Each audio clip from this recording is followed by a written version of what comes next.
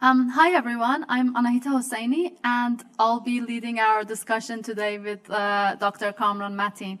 Dr. Matin is an associate professor of international relations at the University of Sussex, and also soon to be the director of the center called CATE, Center for Advanced International Theory. I'll hand it to you, Kamran. Could you please, talk a bit further about your career development and, related stuff? Yeah, thanks, Anahita. Hi, everyone. Thanks for being here.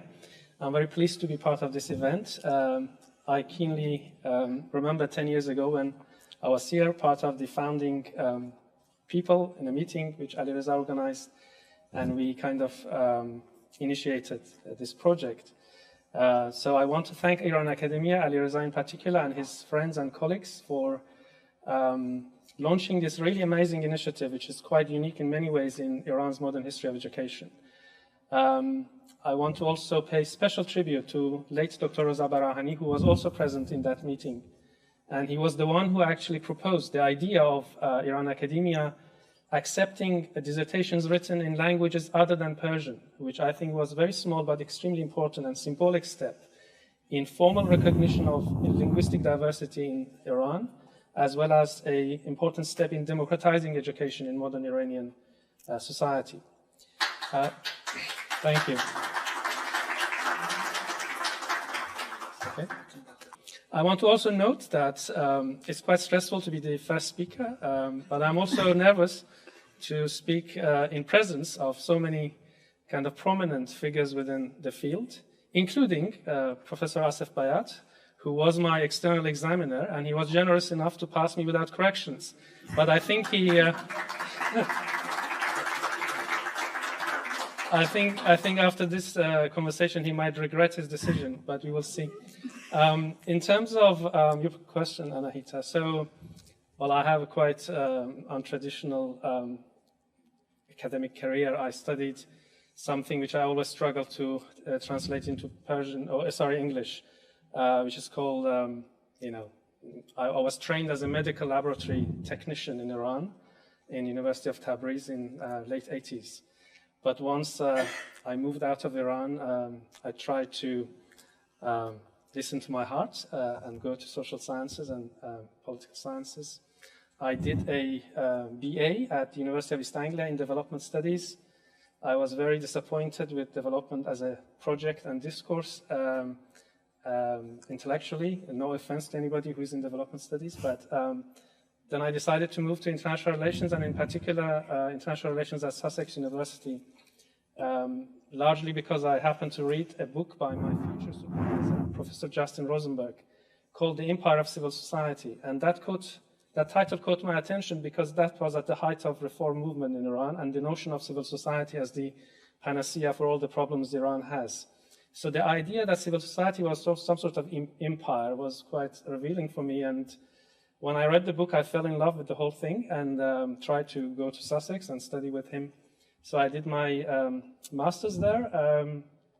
And obviously I got stuck. I did PhD there.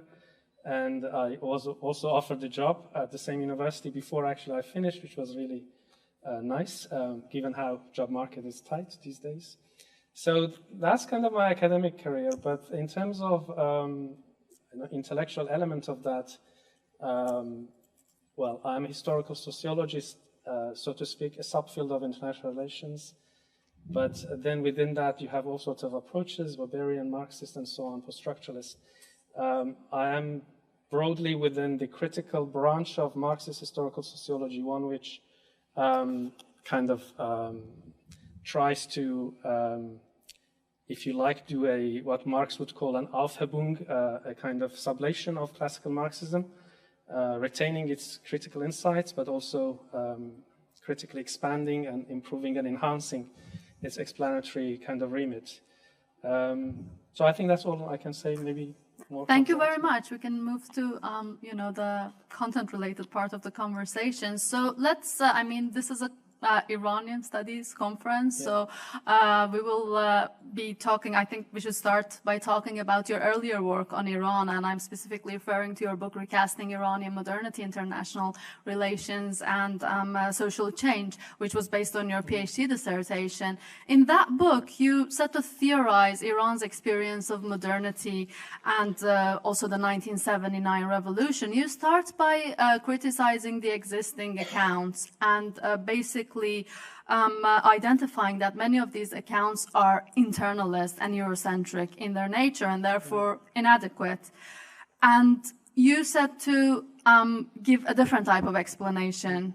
You bring in UCD, the theory of uneven and combined development. Let's start with that. So what basically compelled you to reconsider the account of Iranian modernity and the 1979 revolution? And what is your theoretical approach? Okay, that's a big question, but I'll try to answer as briefly as I can. So basically, the driving kind of force behind that book and my PhD dissertation was actually personal experience. I was 9 at the time of the Iranian Revolution, and like many people of my generation, we were quite surprised by the course which the Iranian Revolution took. A theocracy coming out of a modern revolution. And so I wanted to make sense of it because I wasn't convinced by the accounts available, especially the ones offered by the leftists and Marxists generally, and I coming from a family background where everybody was some sort of Marxist or other. I just couldn't accept the idea that somehow Iranian revolution was just like any other revolution in modern times, but it was quote-unquote hijacked by the Islamists. So I wanted to have a theoretical explanation of this revolution and why it took the particular religious form it took. So in the course of that, obviously, you start with the theories of revolution. And at the time, Skocpol's third wave of kind of theories of revolution was very prominent. And so I started with her, and she was actually the first historical sociologist who explicitly brings geopolitics in her theorization of revolutions. As you probably, some of you know at least, that she argues that modern revolutions is a conjunction of geopolitical pressure which undermines agrarian states and the presence of autonomous peasant communities which can challenge the physically crisis-ridden state. And this was actually in 1979, this first book, States and Social Revolutions. So unfortunately for Skocpol, Iranian revolution happened at that very year and obviously challenged every tenet of her theory.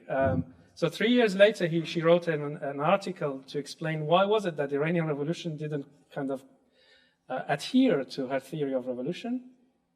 And interestingly, she actually produces an exceptionalist account, largely that Shiism is a different kind of branch of Islam. It has institutional autonomy, and actually, she reverses the core element of her theory. In States and Social Revolutions, she says, revolutions are not made, they come. So that was the basis of a structural account of revolution. In that article says, Iranian revolution is the only revolution which is made, didn't come. In other words, agency overtakes structure. So I thought, well, this is problematic. I mean, you can't, think about your theory and another exception comes along. And then I read more and I discovered actually, French Revolution, supposed to be classical bourgeois democratic revolution, wasn't bourgeois at all. Because my colleague Ben Oteshke, Robert Brenner, George Comlinell at York, they actually show that France was not actually dominated at all by capitalist social relations in 18th century. So what happened wasn't the ascent of a bourgeois class trying to displace aristocratic absolutism and so on. Then you come to Russian Revolution. What happens is that you have a first proletarian revolution in the least capitalistically developed countries of Europe. And that goes against the kind of the explicit injunctions of Marx. And then you move further to China, is the first peasant revolution of the modern times. Peasants, which Marx in 18th Brumaire of the Louis Bonaparte says, peasants are a sack of potato. They can't represent themselves. They can't have even agency. So how can you have a communist revolution in a peasant society? So the examples pile up. Actually, every revolution seemed to be exceptional. And this pushed me towards the idea that actually it wasn't that Iran was particularly exceptional or different, because there were other cases too, similarly. It was the theory which was particularly specific, which couldn't account for difference. So that brought me to a broader issue of the intellectual premises of theories of revolution. And of course, they are grounded in social theories, and within which you have, broadly speaking, kind of Weberian accounts, Skocpol being one, and then you have classical Marxist account, which is class-based and so on. So what I basically ended up finding out, if you like, was that what happens in theories of revolution, and more broadly social theory, is that the experience of modern Europe is extrapolated as the general basis for categories of modernity. So people look at England, class transformation, capitalist development, and so on, and the concepts of class, state, revolution are based on this particular experience, but that very particularity is then extrapolated as a universally applicable category. So in that sense, my core argument was that, which actually Skocpol briefly touches upon in her book, is that all these modern theories of the social development, including theories of revolution, are based on essentially an internalist mode of concept formation. You pick up a particular historical event, in this case usually England, because that was the site of first capitalist development in a systematic way, and you create your general categories based on that specific account. So in that sense, in my argument, these theories are not only Eurocentric to the extent that they rely on European experience, but ultimately they are internalist, because you look at the internal dynamics of a given society and you create your general categories on that basis. So in that sense, for me, Eurocentrism is a particular instance of internalism. So as China rises, for example, you would not be surprised in a few years' time, you have something called Sinocentrism. In other words, because of the hegemonic presence of China and its experience of, catch-up development, you would see that categories of social analysis based on the Chinese experience. And in that case, too, you look at the domestic dynamics of a society like China, you create a concept of, for example, catch-up development, and then you apply it to Korea or Iran or whatever.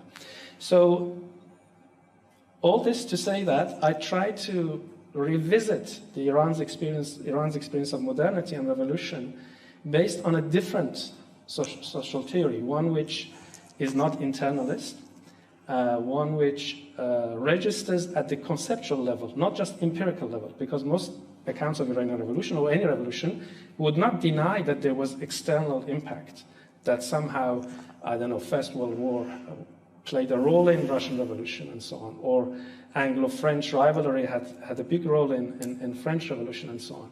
But they do not follow this through in terms of what does it mean for a society to be historically co-present and co-developing with other societies at different level and different kinds of development. So my argument is that this co-presence with real historical societies which are different in their formation not only triggers particular dynamics, but actually it enters into very definition of other societies. So it's not just that Iran, American intervention in Iran was 1953 coup.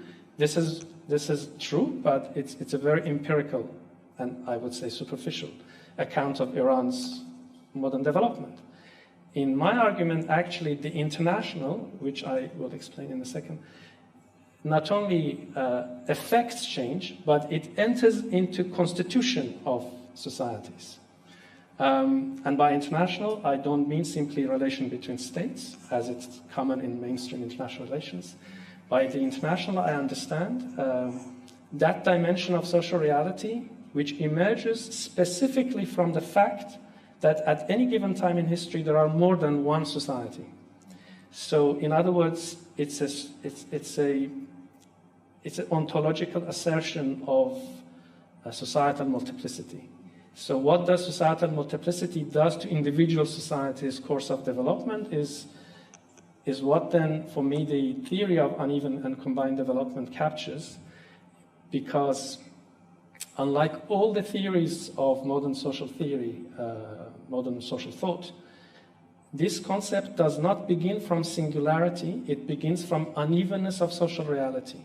That at any given time in history, you have more than one social formation which is uneven because they are not the same. So difference is central to the concept of social reality.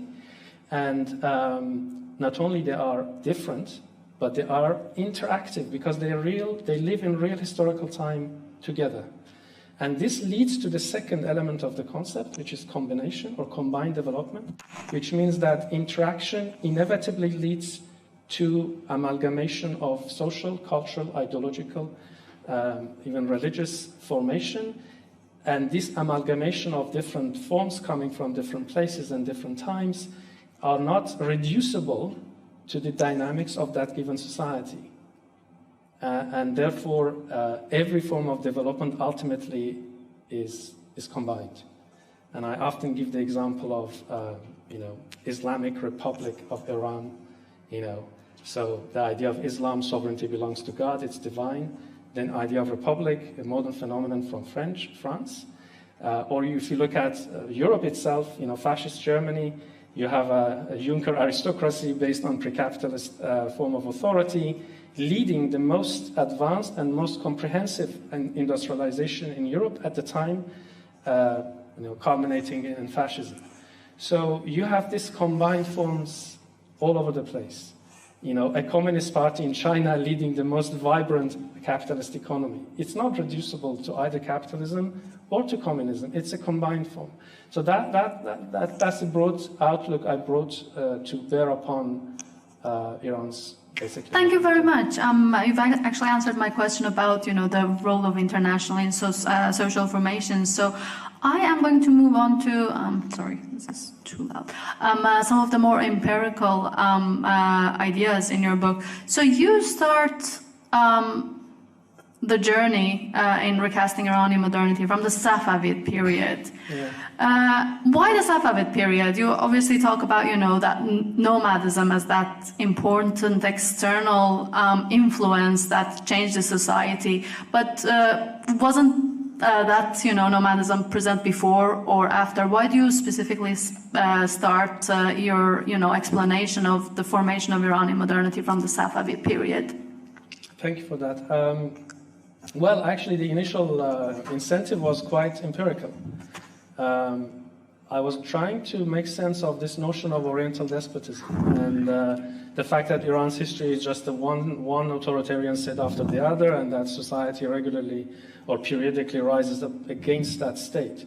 So I was trying to understand why was it that state was so concentrated in Iran throughout the time. And then I looked at, again, classical accounts. So Marx's famous account is that, well, there is no private property, and therefore, you can't have a differentiated class formation, and therefore you don't have a accountable state and so on.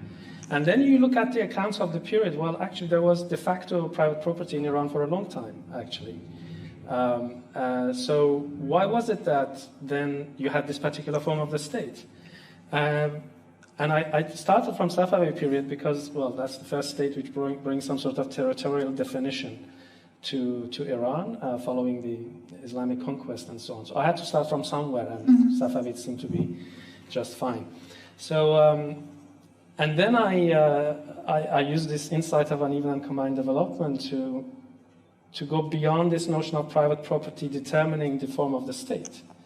And then, of course, what is like periodic and systematic and endemic to Iran, quote unquote, because it was Safavid state anyways. So was that, the pressure of nomadic communities, geopolitical pressure of nomads coming from Central Asia and elsewhere, and the necessity of defense against this external force, and how this constantly kind of overpowered the actual practice of private property in land and created a state which had to be organized, centralized in order to deal with external pressure. I mean, the Great Wall of China is another example, of course. You know, if you want to keep the barbarians out. But in the case of Iran, what is interesting, eventually, of course, the nomads take over, you know, Ilkhans and Mongols and so on and so forth. But what happens is that nomadic mode of production is based on mobility. They don't have a concept of private property in land because they don't reside in a particular land. They actually move around. So what happens is that their supremacy politically within Iran, or over Iran, relied on their nomadic mode of life because they had this mounted archery as their main weapon of force. They were very skilled in it, and agrarian armies could not withstand. So for them to remain in power, they had to actually maintain their nomadic mode of life. So you have a situation in which a nomadic mode of production dominates an agrarian mode of production. Again, an amalgamation. So that's how I explained the continuous centralization of state, not because of domestic relations of property and land regime, although it was relevant too, but because of the geopolitical necessities, not to mention trade and Silk Road and so on and so forth. But this had an unanticipated kind of implication for my own theory. Well, not mine, because obviously it's Trotsky's, but in the sense that many of the thinkers at the time and even now considered uneven and combined development belonging to modern time. It's a specifically capitalist condition, and it doesn't have any analytical reach beyond modern times. So what I was actually doing, without wanting actually initially, was that I showed that actually uneven and combined development has analytical purchase even in pre-modern times, before rise of capitalism. So I remember actually at some point Justin Rosenberg, I was giving feedback in one of his draft papers, and he said, well, he used to call this Kamran thesis, that somehow this is, I don't know, nobody was, it was some kind of heresy to say that uneven and combined development has something to say about pre-capitalist world. Mm-hmm. But eventually this became one of the main approaches to uneven and combined development, to UCD, that it's actually, it's not a theory of modern experience, it has actually capacity to shed light on pre-capitalist social life as well. Mm-hmm. Thank you very much. I think given the time restriction, I might bring our conversation on the book specifically to an end for now, but if you have time, I'll return to it, and please, feel free to ask your questions in the Q&A section.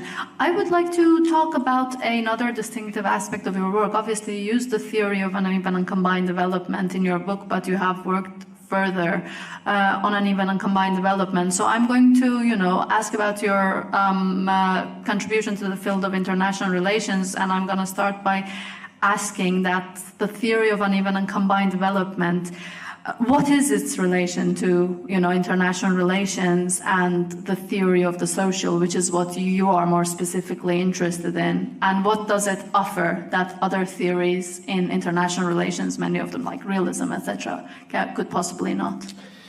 Yeah, well, I mean, this most recent wave of interest in uneven and combined development emerged within discipline of international relations, specifically University of Sussex, its international relations department, and again, my supervisor Justin Rosenberg was kind of pioneering this idea of, how this is related to dominant theories of international relations.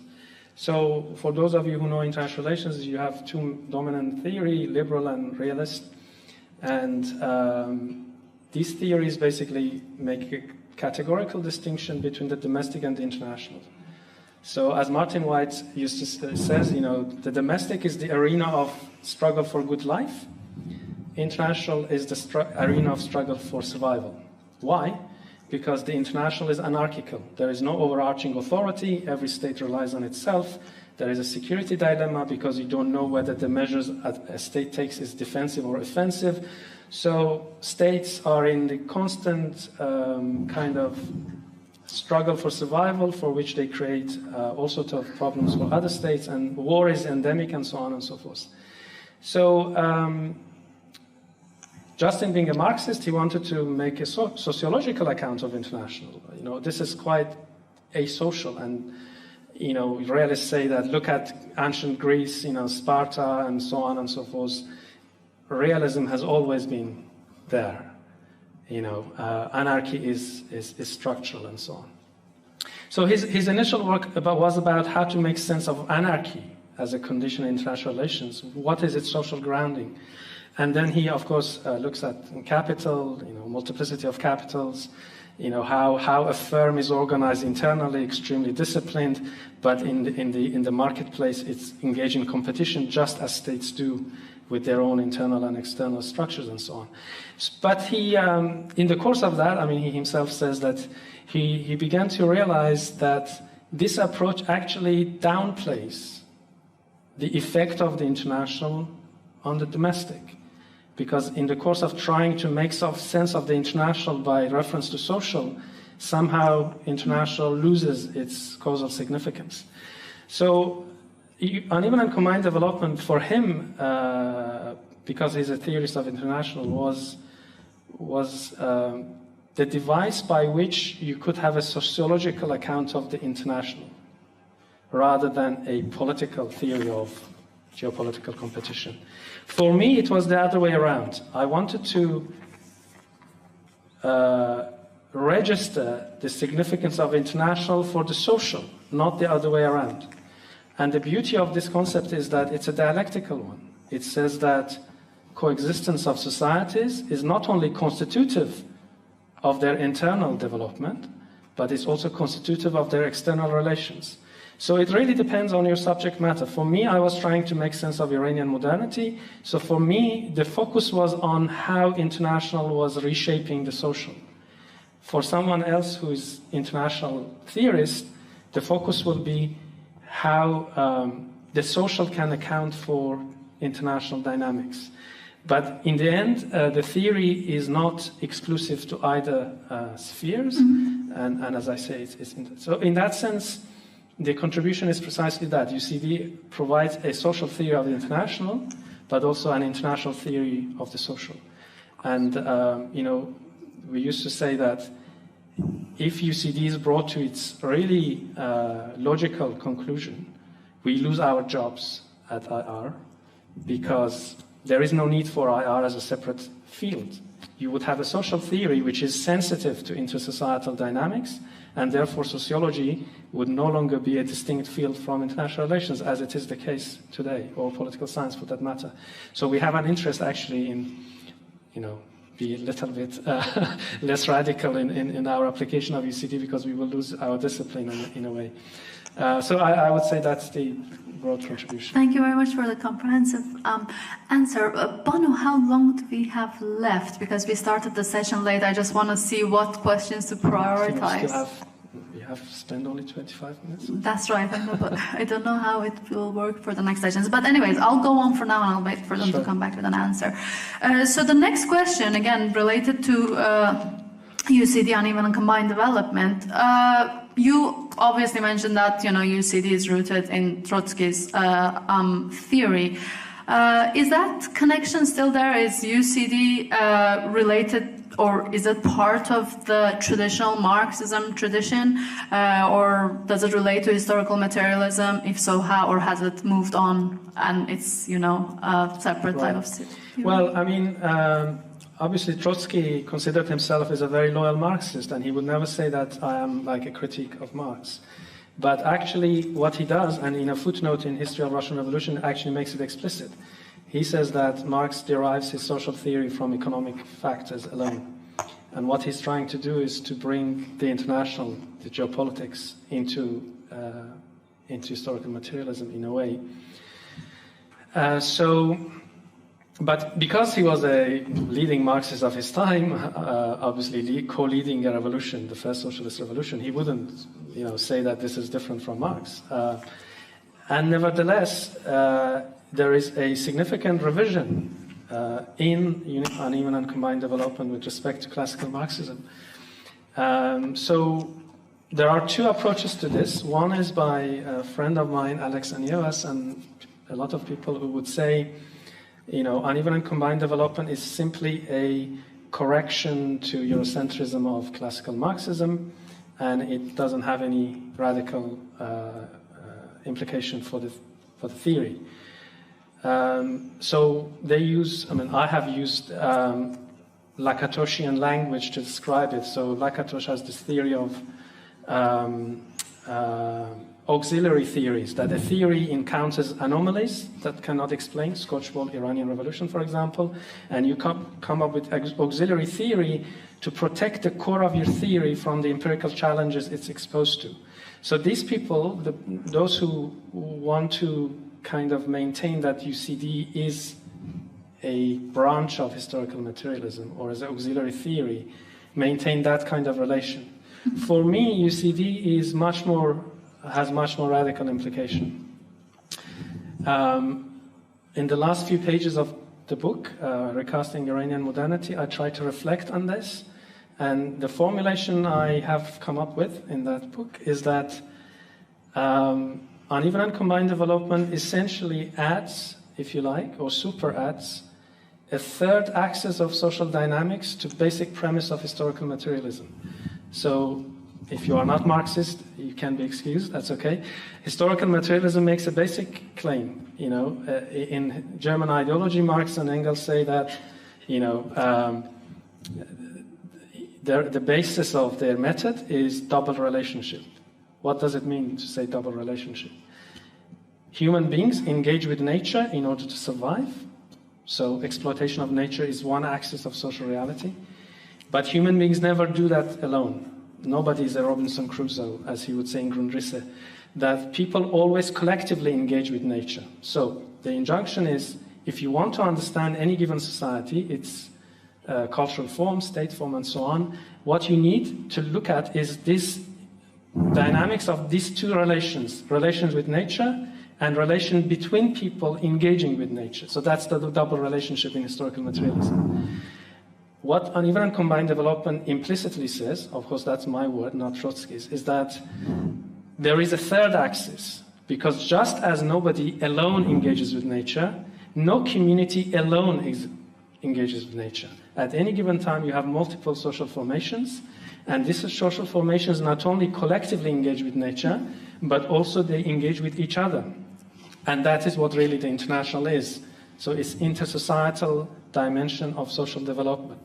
So for me, the relation is one of, if you like, revision, whereas for more moderate approaches, it's a relation of reform. So UCD for me is much more revolutionary in its implication for historical materialism, and one which I would argue is fundamentally addresses the problem of Eurocentrism in Marxism, because it brings in this intersocietal dimension, and therefore our categories is not derived from experience of Europe, but from interaction between different societies. Thank you very much. I think I'm going to move on to postcolonialism.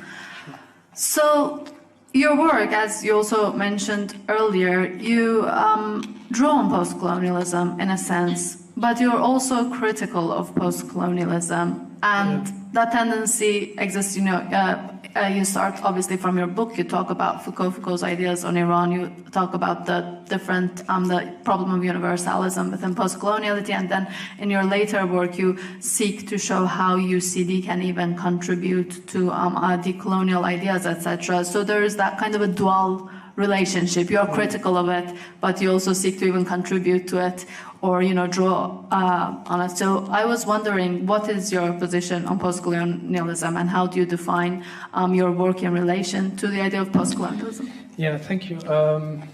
My intellectual relation with postcolonialism is one of love and hate, and we have reached a point of breakup. I can report, but a very civilized one.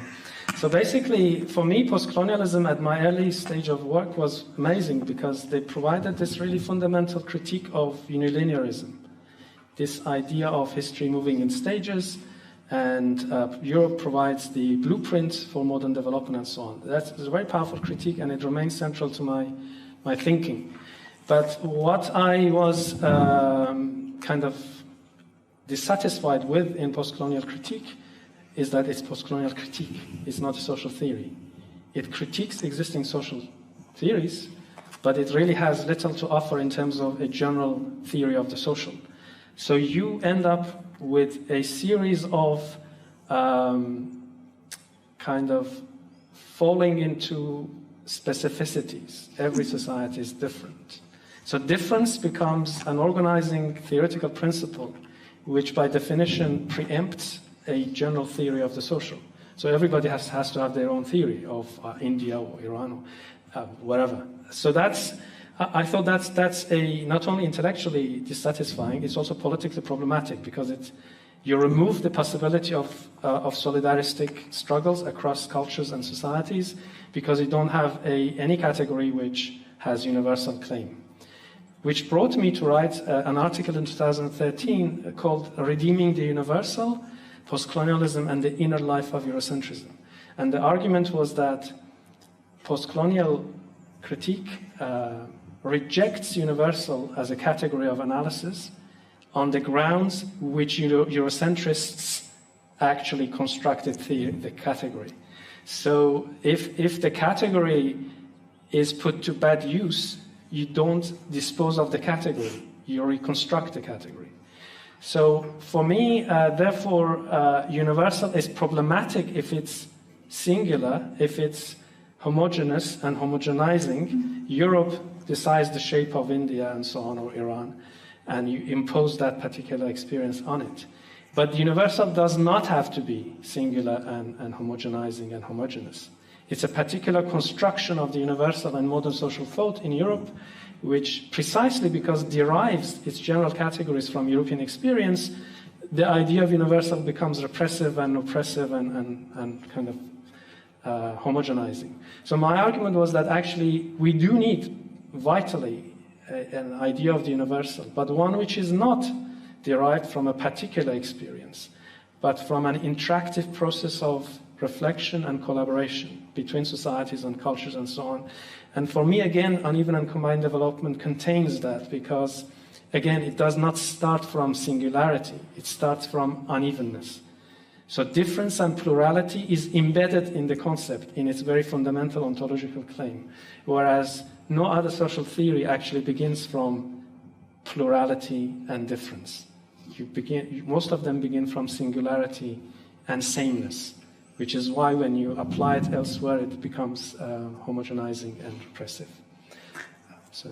Thank you very much. I'm going to try to fit in 2 more questions, but because we don't have a lot of time, I would ask for brief answers. Sure. Thank you, because we want to go to Q&A as well. So we talked about, your position on postcolonialism. I'm going to go back to the, UCD and ask you about the criticisms that UCD has received and your answers to them. So I'm going to focus on 2 of them that's more directly related to your work. And I know it's like, you could give a very extended answer because it's important, but perhaps we could have brief answers and then follow in the Q&A. So one of the criticisms that UCD has received, and it relates to your work, is the question of transhistoricity, which is what, is central to your work, because you're basically saying that uneven and combined development is not only, does not only happen in capitalism, it can happen in the pre-capitalist era as well, and it's basically applicable to the pre-capitalist era. But some critics basically say that that is stretching it too far, that is over generalized, that's over abstracting. It's a very general abstraction. And therefore the theory can lose its value if you expand it from one certain era to another. That was one, and the other one is actually the criticism that comes from some post-colonialists towards UCD, saying that UCD also has a kind of a Eurocentric premise in that it divides societies into advanced and backwards. So big questions, and feel free to only pick one if you want. Well, I'll try. So regarding the first one, transhistoricity of uneven and combined development, people conflate transhistorical with the suprahistorical. These are 2 different things. A phenomenon can be present throughout history, but is not unhistorical. For example, labor in Marxism. Does labor belong to capitalist period? Did people work only in modern times? Or they always engage with nature and exercise their labor power? So what happens is that the capacity of labor and work is transhistorical, but it forms different in different conjunctions in history. Or even historical materialism. Does Marx or Engels say that historical materialism is specific to capitalist period? No. It's a social theory. You can analyze primitive societies as well as capitalist societies, because precisely they are general abstractions. And general abstraction by definition cannot be concrete. It's general abstraction. So in that sense, to say that the world has always consisted of multiple societies is an empirical fact. If somebody can show me that there was a single community in 5,000 years ago in the world, then you have actually negated UCD.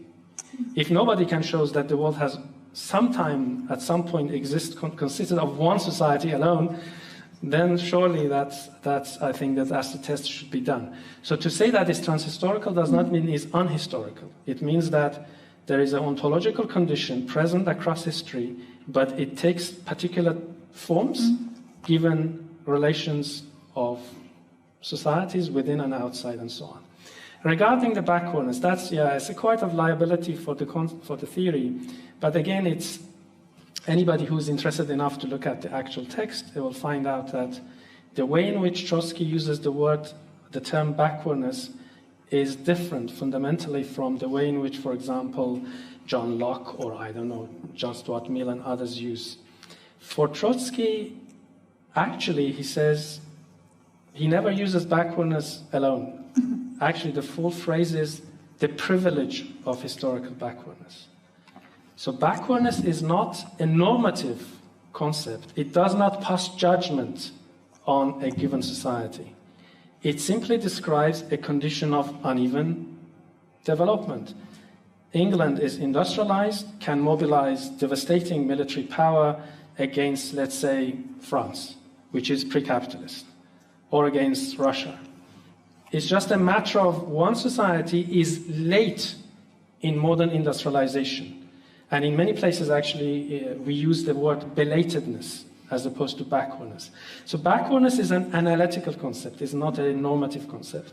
It simply shows that different levels of modern development creates a dynamic of change which cannot be found, actually, in pre-capitalist times. Why? Because in the past, the level of power of different societies did not arise from different mode of production. It simply arose from quantity of land and people which any given state had power over to tax. Whereas in capitalism, you have a qualitative change of social basis of power. So, wage labor in England produces a dynamic of social productivity which is far beyond anything that any pre-capitalist state can mobilize. So here you have an active sense of backwardness, and not only by us, described by the very intellectuals of those societies. You look at German romantic movement in late 19th century in Iran today, nobody is ashamed to say we are backward, because it's not that we are less than the West in terms of cultural heritage or whatever. It's simply that we are not advanced in industrial development to the extent that we could compete with them. So it's analytical concept. And to actually make sure that this is not Eurocentric, my friend who also did his PhD at Sussex, Robbie Shilliam, who is a really prominent figure in colonial and postcolonial critique now, his doctoral thesis was actually an account of European modern social thought in terms of concept of backwardness.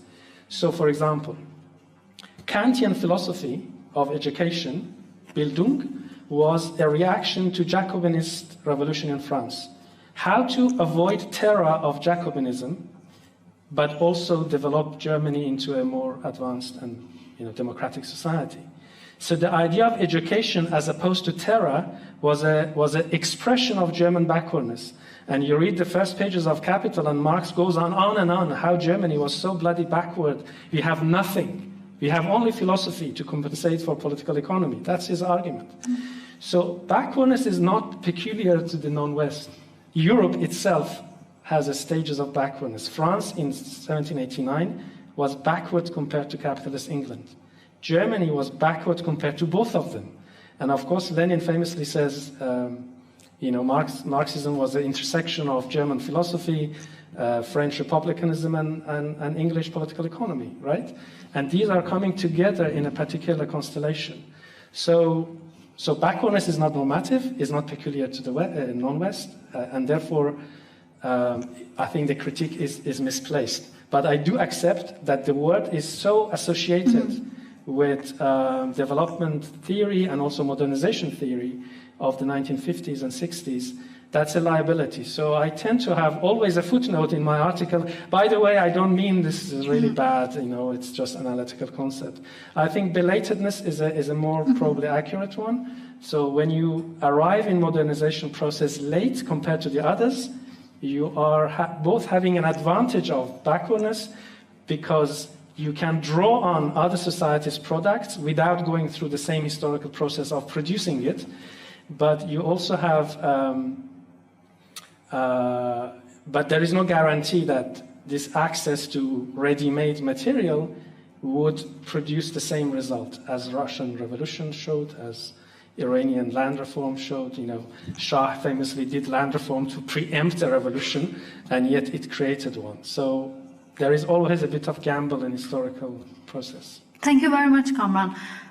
The whip of external necessity, which is time in this case, a UCD joke, is bringing us to our last question. So you have had a very varied intellectual career, I would say. You started by, working on Iran, and then your work geopolitically expanded. You worked on Kurdistan. You have written about ISIS, and it's also, many of your more recent articles are very theoretically oriented, either debates about UCD or nation formation.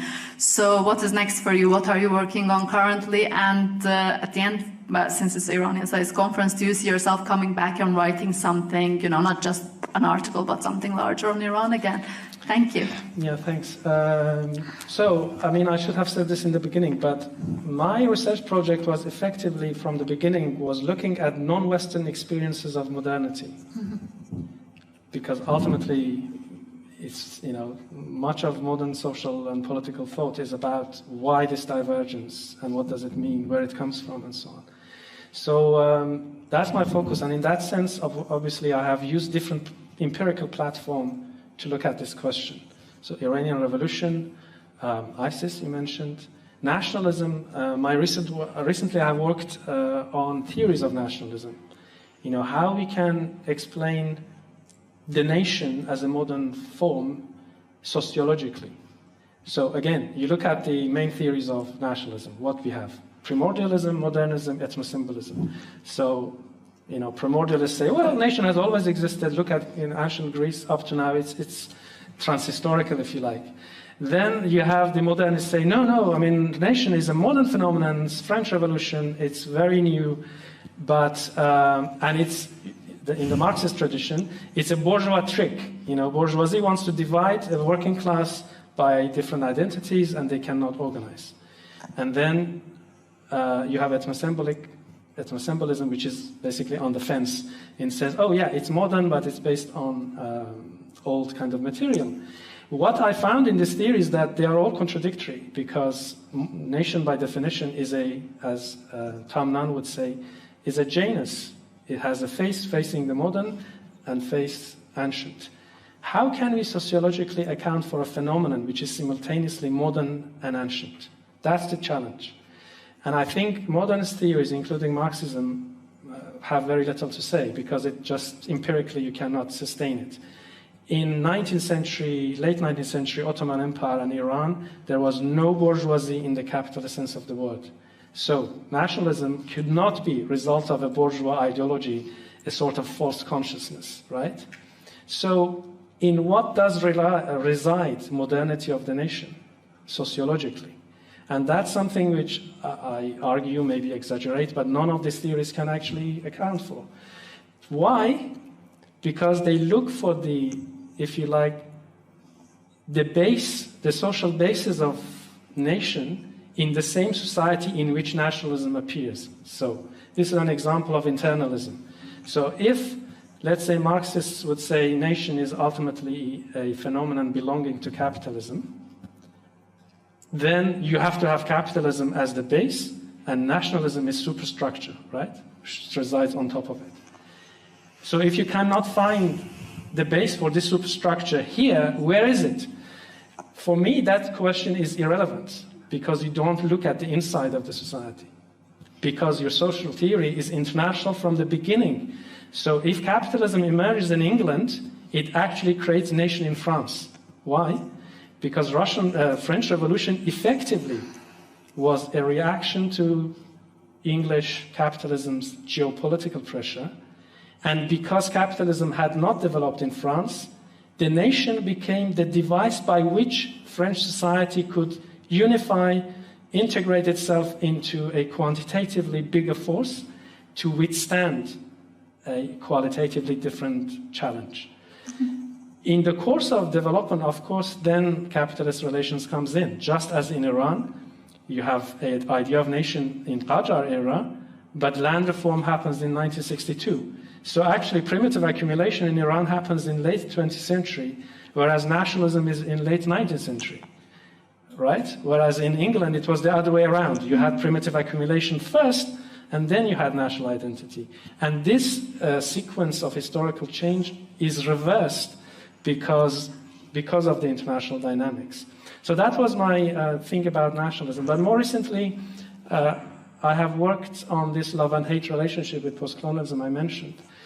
I have always been struck by the way in which postcolonial critique is silent on colonial experiences in non-Western world.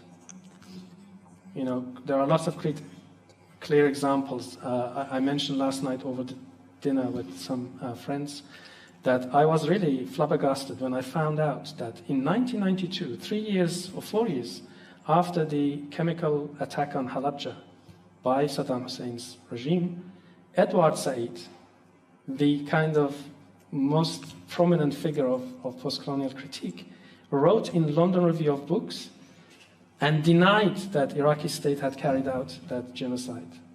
He attributed actually it to Iran on the basis of a document produced by US Navy College.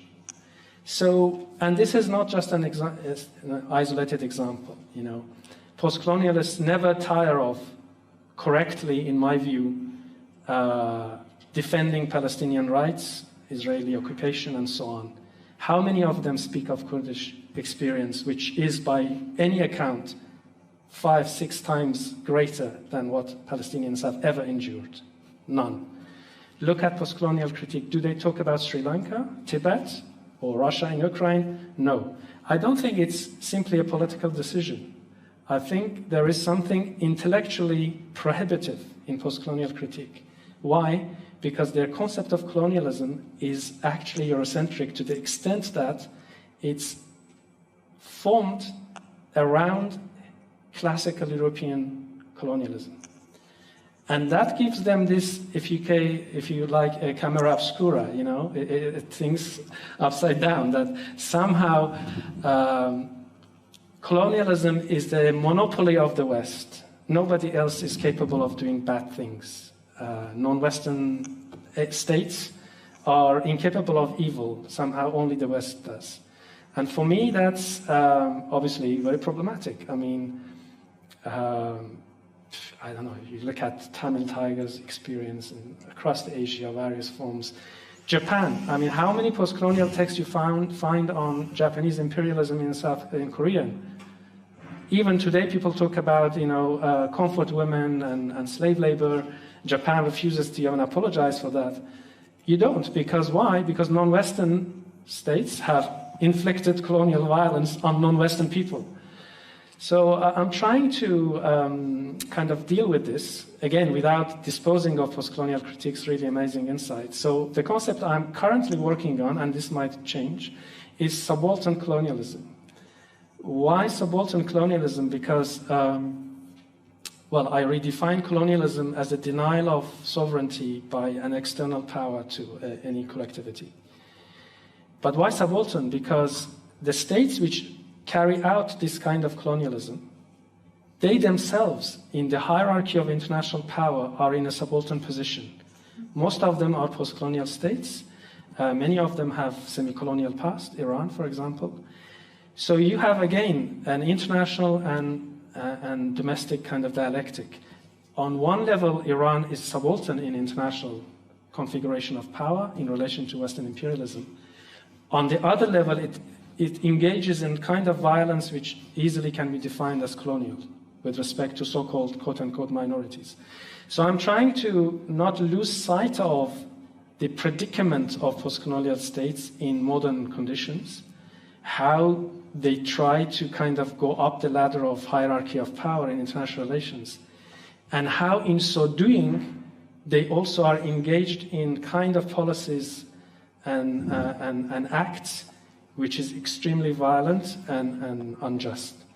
But as I say, it's early days. I'm working on it, but I don't know what comes out of it. We'll see. I'm sure something great. Thank you very much, Kamran. Great talk. Thank you.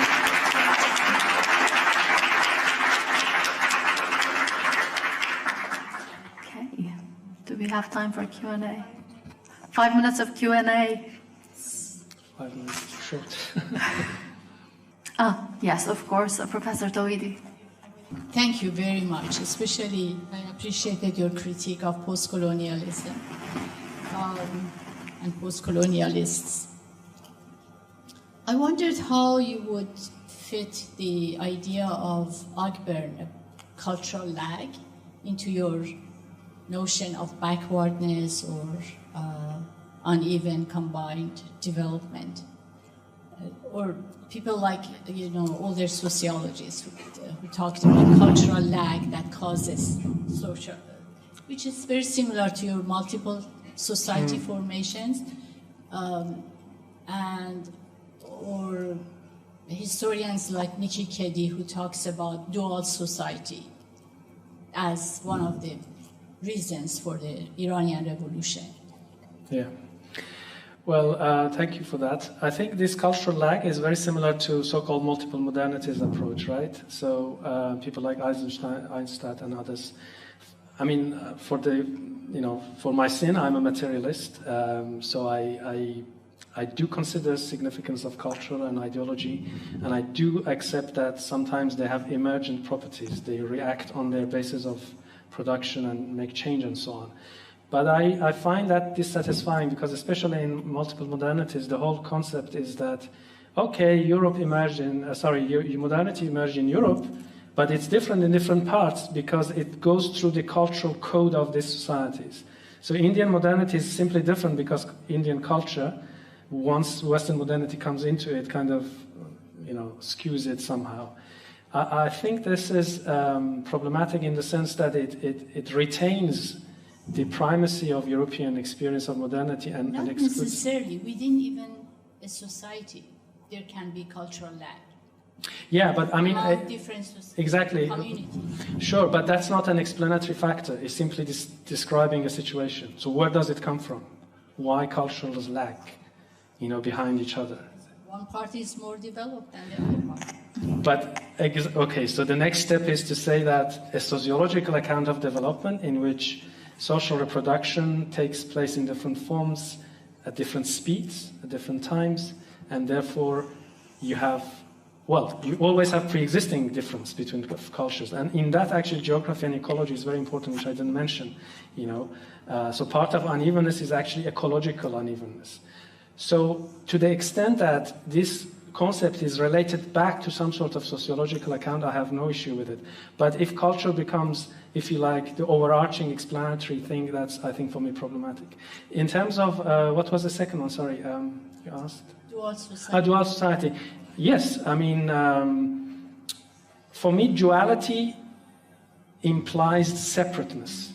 But for me, these are combined, and they are hybrid.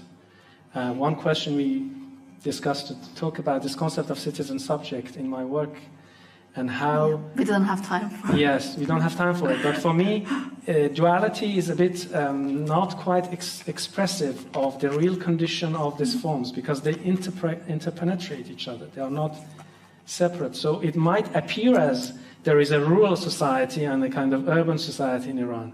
But in a kind of macro-historical sociological sense, these two form in a way, a hybrid totality in some ways. So I think, the difference is not fundamental. It's just that Keddy and others do not couch these ideas in a more general social theory. It becomes an, if you like, empirical observation of a particular case. Whereas in my account, it becomes an instance of a more general dynamic, which happens here this way and elsewhere somehow differently. Thank you. Thank you. Thank you very much. Bano's telling me that the time is up, but you know, Kamran's here, so you can ask your questions later. Thank you very much, everyone. Thank you, Kamran. Thank you.